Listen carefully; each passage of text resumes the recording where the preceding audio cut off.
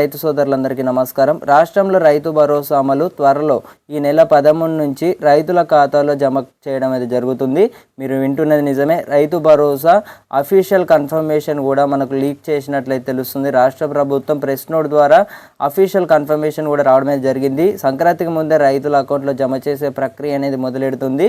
So మరి elections అయితే ఉన్నాయన్నమాట. ఇప్పటికే రాష్ట్రంలో మున్సిపల్ ఎన్నికలు ఉన్నాయి. మున్సిపల్ ఎన్నికలు డిసెంబర్ 15 నుంచి ఎలక్షన్ కోడ్ అయితే అమల్లోకి అయితే రావడమే జరుగుతుంది. ఎలక్షన్ కోడ్ అమల్లోకి అయితే వచ్చినట్లయితే రైతు భరోసా ఈ ఎలక్షన్ కోడ్ రాకముందుకే రైతు భరోసా 9 రోజులలో వేసిన తర్వాతనే ఎలక్షన్స్ అనేది నిర్వహించనున్నట్లయితే తెలుస్తుంది. రాష్ట్రంలో మున్సిపల్ ఎన్నికలు ఫిబ్రవరిలో జరుగుతున్నాయి అన్నమాట. ఈ ఎలక్షన్ కోడ్ అమల్లోకి ఈ జనవరి 15న ఎలక్షన్ కోడ్ అయితే అమల్లోకి అయితే రావడమే జరుగుతుందన్నమాట. సో ఇదన్నమాట ఇన్ఫర్మేషన్. మీ యొక్క రైతు వాళ్ళందరికీ కూడా తప్పకుండా షేర్ చేయగలరన్నమాట.